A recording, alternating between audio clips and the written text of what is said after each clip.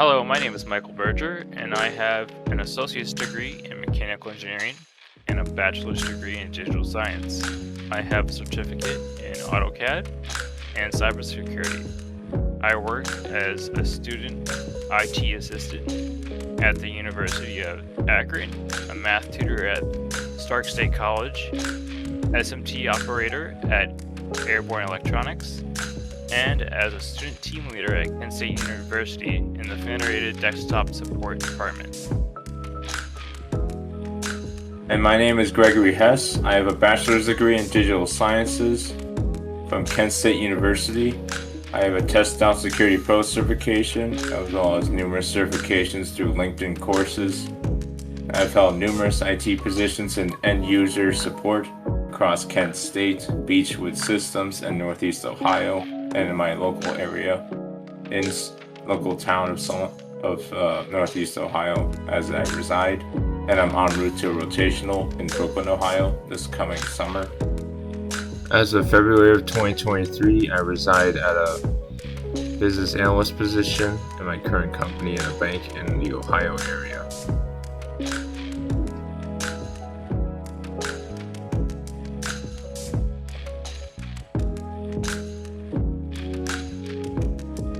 Hello everyone, welcome to another episode of the Health Awareness Podcast.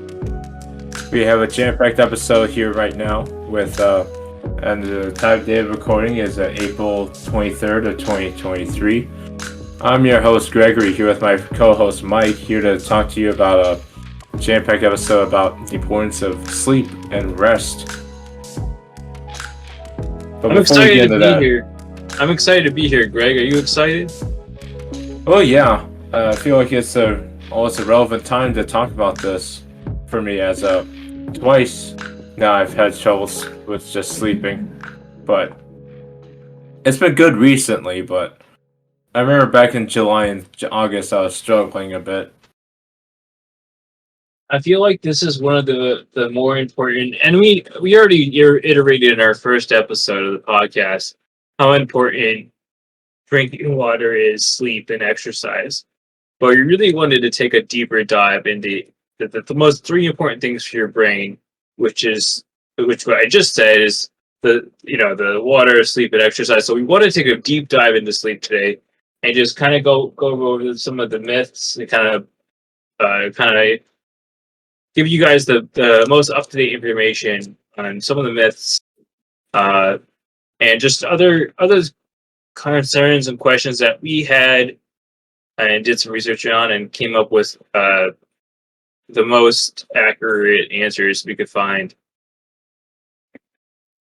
Right, so let's get right into it. As those of you that are familiar with the podcast know, we like talking about Dr. Sten Ekberg, and he is well versed on this topic after his time as a Swiss Olympian. That's a real thing, look it up. He was a former Olympian for the Swiss. And he has a lot of episodes on health and wellness and just being mindful about it all. So we recommend checking out all the sources we have in today's podcast, of course, but the findings we have, again, on this episode are very detailed, and we're trying to deliver them the best way possible. Again, this is relating to sleep, so he has a great video about what happens when you only sleep less than or about 4 hours a night for a month, and the effects of it all. Now, just a disclaimer for you guys, I would not recommend this, as anytime you lose sleep, it takes a couple of days. I think it's like 3 to 4 days just for you to recover. If you miss 1 to 2 hours of sleep, it takes up to 4 days just to recover from that one day.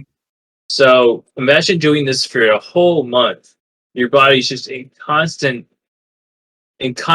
catch-up mode. Like, it's trying to make up for all this lost sleep, and it just can't. And I can't imagine the harm that can do to your body. Likewise, along with it just comes hand in hand, and it compounds with just not eating well and just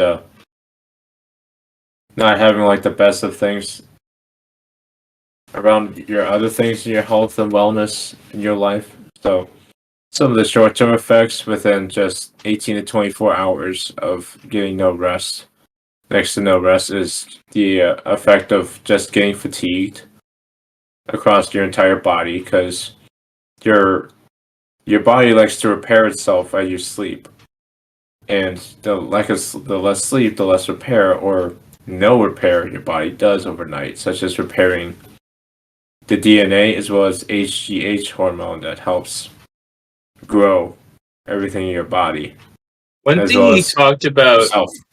one thing Dr. Stein Ekberg talked about in his video, um, was what he did is he took the amount of lack of sleep and he kind of like graphed it out for you, saying, "Hey, if you get this, if you miss this many hours of sleep, this is what starts happening." And he's like, "This was like the equivalent of you drinking this much alcohol, or I think he said, like, I think it was a blood alcohol level, right?" And he it's a really good video if you guys want to go check out. He dives deep into the legality of having that alcohol or blood alcohol content and compares it to having that many hours missed of sleep and what that would do uh, to your body. So like if you can think about it, like if you're out there driving a car or just let's say you're out there with heavy machinery, how much of a danger this could be to you and others around you. Yeah, as well as doing something that requires constant focus, like having a job working as an Uber or Lyft driver or a delivery truck driver. This all can weigh in on itself when your alertness, concentration, reaction time all get very phased and mitigated with lack of sleep on a consistent basis. As you go from 24 hours to 3 days of having less than 4 hours of sleep, you have increased amounts of aggression, anxiety, depression, just all around bad, cynical mood triggers start to go up. And then it gets into the realm of perception, when you get increasingly paranoid and delusional, which this is all hard to bounce back from, but it can be bounced back just from getting proper rest, and that the body can repair itself again, like we said, to just manage all of this problem. But long term, though, it's especially important about regarding what happens when you have bad sleep on a long term level. As you get a lack of delta sleep, or as Eckberg puts it, yeah, as he puts it, delta sleep, where you get less DNA repair and you get an increase of this hormone named beta amyloid, which is a component of amyloid plaques that are in the brain, which are akin to people with Alzheimer's and dementia. So think about that for a moment. If you're young, like me and Mike are, well, I'm younger, but anyway, when you have a case like that where you have long-term periods of no rest or next to no rest, your brain suddenly starts to feel like an Alzheimer's patient based on the development of these beta amyloids. That's a lot to look out for, as well as this new study he brought on to how you can get a carcinogen from lack of sleep. Yeah, and if for those of you that don't know, carcinogen means it's cancer causing. Yes. So we do not want carcinogens. I think there's like a long list of carcinogens out there where they're discovering new ones every day. Yeah, carcinogen bad. I mean, some of them are, not to sidebar for a minute, but some of the carcinogens are quite common to avoid, like don't burn your meat, people. Carcinogens are in burnt meat. Yeah, I rarely do that. Especially, I think it's just a lot of burnt foods have high carcinogens, so you got to be careful with that. I know I love my food kind of, especially my steaks. I like them medium rare. But I know my brothers and some people in my family like theirs like well or medium well. And Well, they have to be very yeah. careful when cooking those because, and when eating that, because if they keep doing it over and over again, or if they get a nice char on it, it can build up and cause it's a carcinogen. So you got to be really careful. You got to be careful about that and know what we're doing. Specifically stomach cancer, which is related to, yes, eating burnt foods, as well as lack of sleep, which some research has tied together in this study found by the Sleep Foundation. It's not definitive, but there have been potential correlations with this, as well as cancers of the thyroid, bladder, head, and neck. Again, far from definitive, but the correlations are not nothing, people. As well as this is also compounds with night shift work, which people at the working group organization have classified night shift work as a group 2A probable carcinogenic to human activity. Which, I'm sorry, night owls, but that's not looking good for night work. For those of you that like to work at midnight to 8 shifts. But yeah, I think it was Dr. Mike that always talks about just turning off your lights when you're going to sleep and how this affects your day-night cycle and how important it is that we sleep at night and be awake during the day. So I forget, he has a word that he loves to say. I'm totally drawing a blank on it right now. Do you remember what it is? What? When he talks about like balancing your sleep with the day night cycle. Well, yeah, it's dim the lights and have cooler sleep environments to help sleep. He has a word for that. I'm drawing out a blanket. I'll see if I remember it. I'll let you know. But let's continue on here because we have a lot to cover today. Oh yeah, well, like as you mentioned him, Dr. Mike has some good takes on this as well, in this sort of rapid fire manner regarding sleep tips, such as simple ones like avoid caffeine and alcohol before you sleep, as especially caffeine, which of course mitigates the rest hormones like melatonin in your body by trying to offset by saying I want to stay up, because caffeine has a half-life of 6 hours, where in other words it can take up to 12 hours to have it be eliminated completely from your system. I remember the word. It was circadian rhythm.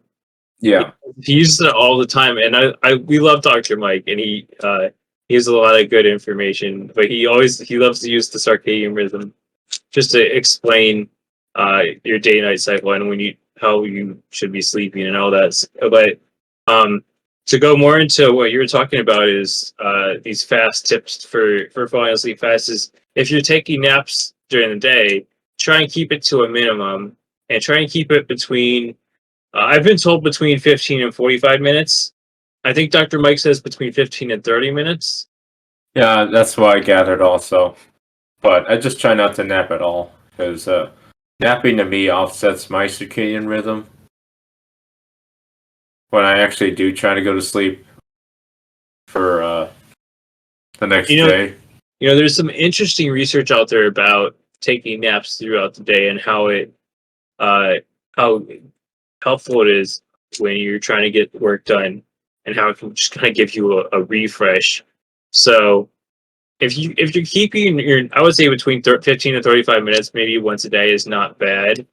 But I know it's hard to even find that time sometimes, but yeah, I don't think it's a total waste of time or anything, but I would definitely recommend you guys do some more research on this because I know there's a lot of studies out there on naps, and there's some cool facts out there. Because I know some people, aside from going to sleep and having naps, they prefer just some more deterrents for them isn't even beverages, but it is more so just interruptions, which he recommended to avoid sleeping with any interruptions around you. And that, yes, this also includes animals, he said. So, like when you have a dog or cat in your bed, that's considered an interruption potentially, where like something will move on a bed and it'll wake you up as like an interruption.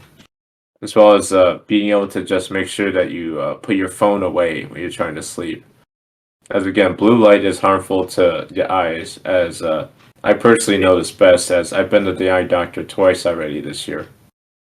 Yep, it interrupts your circadian rhythm. We're gonna use as much as Dr. Mike, I swear. But yeah, dogs. Keep your dogs off your bed. Keep your phones off your bed. I know that's hard to do for me because I love the animals, and I love checking whenever I get a ding on my phone, I gotta go check it. So what I've started to do is I've started to put it on my desk, so that way, if it dings, I have to go up and eventually I just I'll just check in the morning. Um, and I probably should start putting my phone on silent and just get an alarm clock. Um, but that's something I'm gonna do in the future. Uh, Greg, I have a question for you. Yeah. Did you get to check out that sleep video? Did you get to use it at all last night? Yeah. It How wasn't perfect. It wasn't perfect. Did it help you fall asleep faster, or did you feel more rested after using it? No. But that Okay. might be I might have to try it on a non-weekend day, because I woke up to the sounds of yard work Oh, okay. before the thing. So my what I've been doing, just to inform the listeners, is I like to if you go to YouTube and just type in sleep music, there's a bunch of videos that come up that will help you either fall asleep or go fall asleep faster, just help you improve your sleep. Like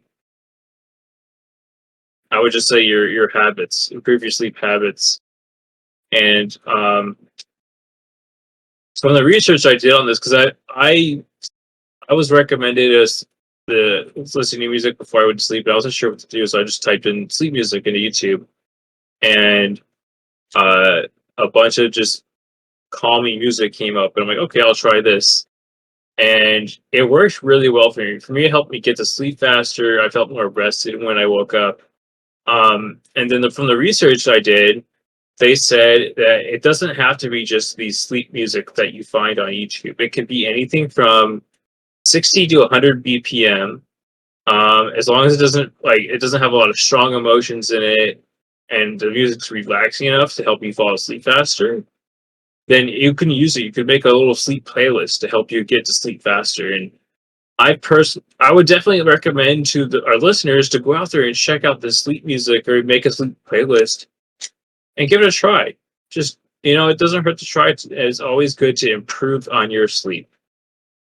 Likewise, I also would recommend, well, Mike prefers music. I usually prefer white noise, or in my case, an air filter that has like a duplex effect of calming the room down, as well as getting rid of the particles in the air that might mess with my allergies.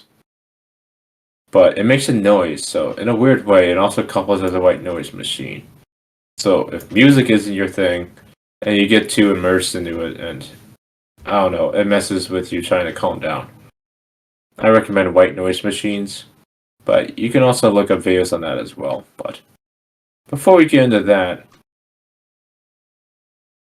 a lot of talk has been brought up also about what is the correct amount of sleep. And a lot of it has to go through circadian rhythm, which includes stages 1 through 4 and REM sleep, or stage 4, also known as REM sleep, which is the most important one, as that's the stage where we start dreaming, as well as the most healing happens regarding our DNA and HGH growth. But constantly, we've been told that recommended hours for sleeping is between 7 and 9. And I was questioning this during our prep for this podcast, so I found an interesting article from the BBC, because they do better coverage in America. Sorry. But they had an article from roughly a decade ago about why 8 hours sleep is such a profound thing to say. Like, oh, you gotta have 8 hours. You gotta have 8 hours of sleep. It's the best thing. Why is it 8 hours? When in reality, there's been evidence of people having segmented sleep.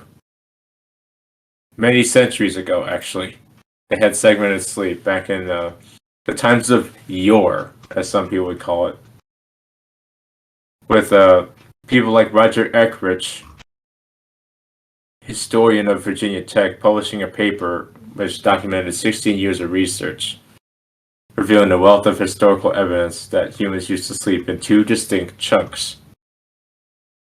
The article on BBC.com even has a picture of one of the findings from an old 1595 engraving in a paper of people awake at like 2 a.m. But it also exemplified times of people starting to go more lively things at night, before thinking nighttime was like a seedier time, like full of crime and prostitutes. You know, the bad people back in those days, where they were just very distrustful of the nighttime. It's funny how things change. And just to touch on your information about, or your topic on how much sleep do we actually need, or how everyone talks about we need this 8 hours amount of sleep. So it's actually different for different age groups. And I found this chart in one of my articles. So for newborns, they need, that are 0 to 3 months, they need 14 to 7 hours of sleep, with including naps and nighttime. Infants between 4 to 11 months, they need 12 to 15 hours. That includes naps and nighttime. Toddlers 1 to 2 years old, they need 11 to 14 hours of sleep. That includes nap and nighttime. Preschoolers 3 to 5 years of age need 10 to 13 hours of sleep. That also includes naps and nighttime. And then for school children between ages 6 and 13, they need 9 to 11 hours of sleep. Teenagers, they need between 8 to 10 hours of sleep. Adults between the age of 18 to 64 need between 7 and 9 hours of sleep. And then adults older than 65 would need the 7 to 8 hours of sleep. So it's interesting how when you're as you age, you need less sleep than you would need when you're younger. So I think I'm right in between the 18 and the 64. Between 7 and 9. It's funny though, when I was a teenager, even in my early 20s, I found I did a little sleep journal where I would write down how much sleep I got that night. I would do the sleep journal. I did this for, I think I did it for at least 1 a week. And I would write down how much sleep I got, if I felt rested, what I did to prepare for that night's sleep, and then I wrote down how I could improve on that. And after doing the sleep journal for 1 week, I noticed that I felt the most rested after getting about 9.5 hours of sleep. And I still feel like around 9 hours is kind of right for me. And I think it varies from person to person on how much sleep you actually need per night to feel rested and full of energy for the next day. So I encourage our listeners to go out there and do the sleep journal, because especially if you're really struggling to feel rested the next day, this is a good. It's just a good way to help yourself improve. And I think that's what we're all looking for, is to get better sleep and wake up feeling rested and have more energy. Yeah. And the people that have complications with sleep and have tried everything from the quick tips we got from Dr. Mike earlier, there have been some cases where doctors, tying it back to my piece, sort of, there have been times where doctors think that it's like the body's way of telling them to go back to the old times, back when people slept for like 2 hours before dusk and then woke up spent a little time awake, and then went back to sleep again. And like a way of like, we have like this betwixt problem with sleep as this professor of circadian neuroscience at Oxford. It's a real title. He says over 30% of the medical problems we have today that doctors have faced will stem directly or indirectly from sleep problems. But sleep has been ignored in medical training, in his words, and there are very few centers where sleep is studied. Therefore, it compounds with those that have anxiety, depression, alcoholism, and drug abuse problems. He said there's no reason that correlation comes up with that, according to Dr. Jacobs. So, speaking of correlations, I just to butt in here real quick here, Greg. So, I remember someone telling me about an article. I have not fact checked this yet, but I wanted to know if you heard about this one, where there was a study done, and there was a correlation between daylight savings time, and whenever we lost an hour of sleep, there'd be an increase of heart attacks on the day that we lost an hour of sleep. The next day, when people were waking up groggy, that it actually the number of heart attacks went up on that day. So it makes sense to me because their bodies didn't get the proper time to repair. But did you hear about that one? It's a Michigan study. It's a what? It's a Michigan study. Michigan study. Where okay. They said it was about a 24% increase in heart attacks on that very Monday after the switch.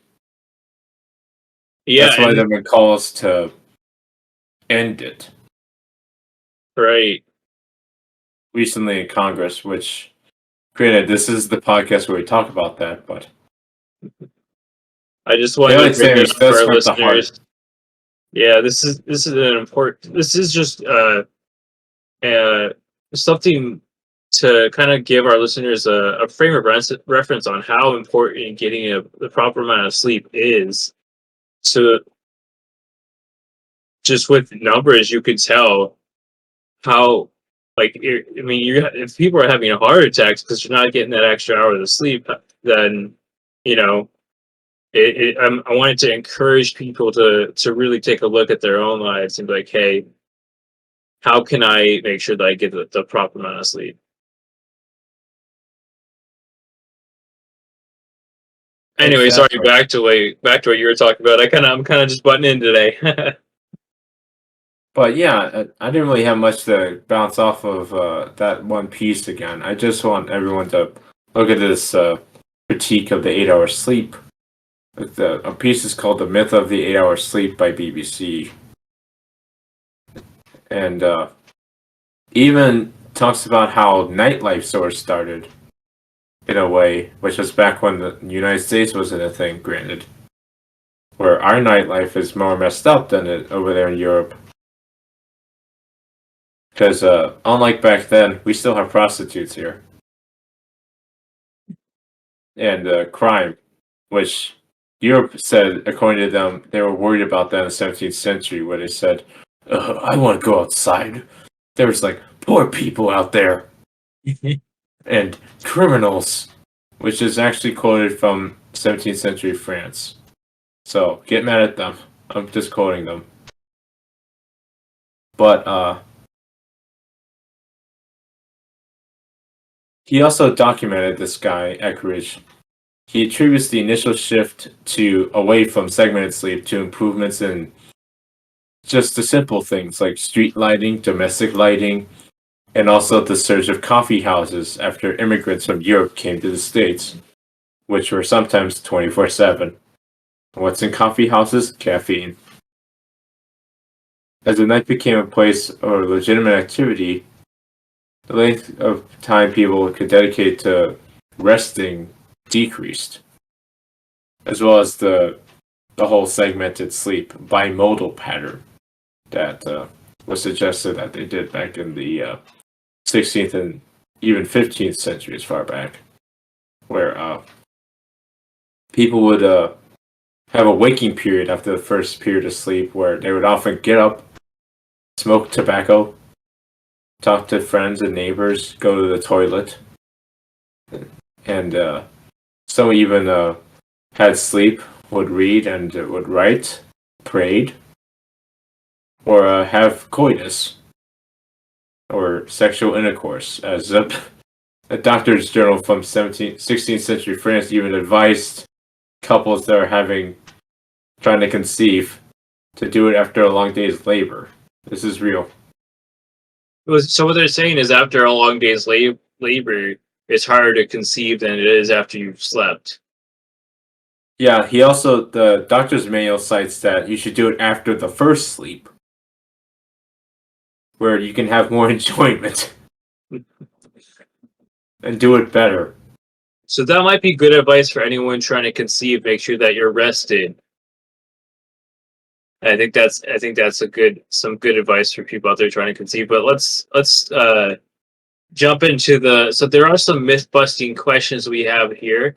I think one question that is quite common is how much sleep is too much sleep, and the answer is from John Hopkins Medical Journal called "Oversleeping Bad." Is oversleeping bad for your health? And from that article, we discovered they said sleep needs can vary from person to person, but in general, experts recommend that adults on average get 7 to 9 hours of shut-eye per night. And if you need more than 8 or 9 hours, it could be a sign of an underlying problem. And that's just for adults. You remember we listed off the chart earlier for each age group. So the next myth busting question we had here, it was is there a sleep bank? Can I store up sleep for later? Like maybe I have to do like a double shift, so maybe I get 12 hours shift to sleep now, so I can feel more rested, stay up later maybe for that double shift. So I did some research into this, and it seems that this is only a placebo effect, as in getting more sleep now, maybe like 1 to 2 hours, may help your body think it can do more, but it shows like it gives you a placebo effect for your muscles, where like you feel like you can work harder or longer, or exercise more, or go that extra mile. You still get negative effects for your brain, like cognitively. There are side effects, like your body will eventually need to try and make up that sleep. But it's just so it takes up to 1 to 2 hours, or just those 1 to 2 hours of lost sleep later on, if you're trying to bank it up, can really affect you. Maybe not even to your knowing. So then the next question is there is no way to make up missed sleep. So people may be asking, like, is there anything I do to make up the sleep if I wake up too early one day? So the way it works is if you wake up, let's say 1 to 2 hours earlier, then your body will take the next 4 days to try and catch up on that sleep. But anything more than that, your body really has trouble making up. So it's really important that we get all the sleep that our body needs and that it feels rested, because you remember when your body goes to sleep at night, it's trying to repair any damages from the previous day. It's making new cells. It's getting all that plaque out of those cells and getting rid of anything you don't need. So these are important processes that your body has at night. Not to mention digestion. Digestion, yeah. Oh, that's a big one. Yeah, it's very important. So, so your body takes all this time to. So imagine if it's like something that's a continuing thing. Like if you miss 1 or 2 hours one day, then it takes 4 days to make it up. But let's say you also miss 1 to 2 hours the next day. So you're just going to keep pushing back that that 4 days to maybe forever if you don't catch up on that sleep. So yeah, you can make up on that maybe 1 to 2 hours of sleep, but it takes at least 4 days to do so.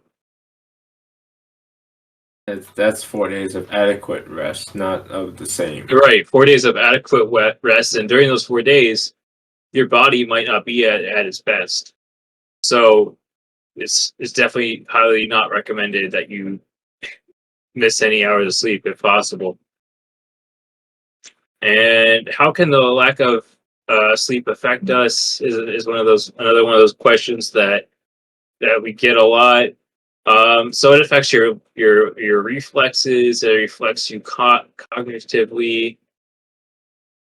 Your mood, it You like could have messes with your mood. You could have there was, I think Dr. Mike talked, was it Dr. Mike or Dr. Eckberg? I can't remember. He talked about moments of woke sleep where your body, like where your eyes are open and you're like you're moving and talking around, but you zone out. You kind of like your brain is just not there because it's trying to make up for its lost sleep.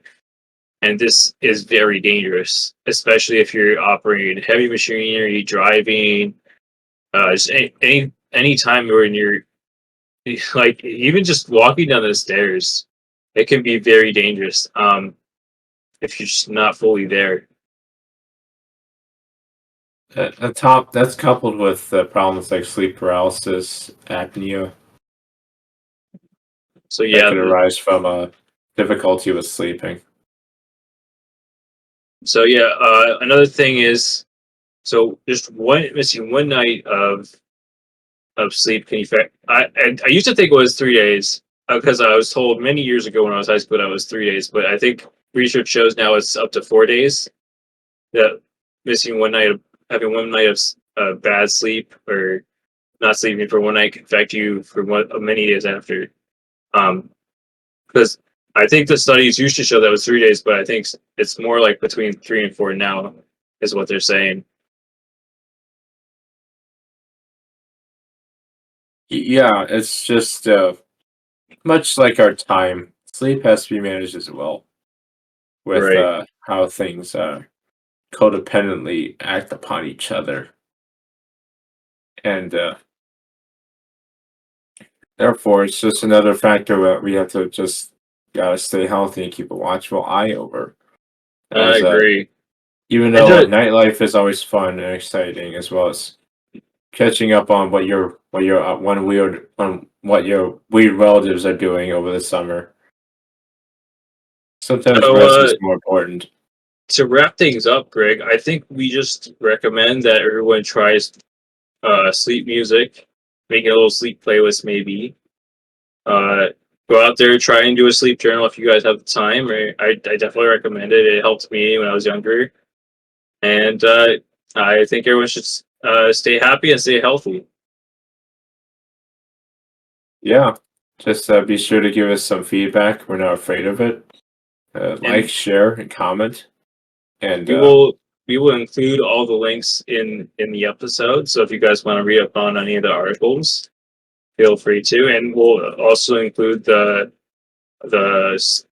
Steinberg and Dr. Mike episodes we got information from as well. indeed, stay healthy, everyone.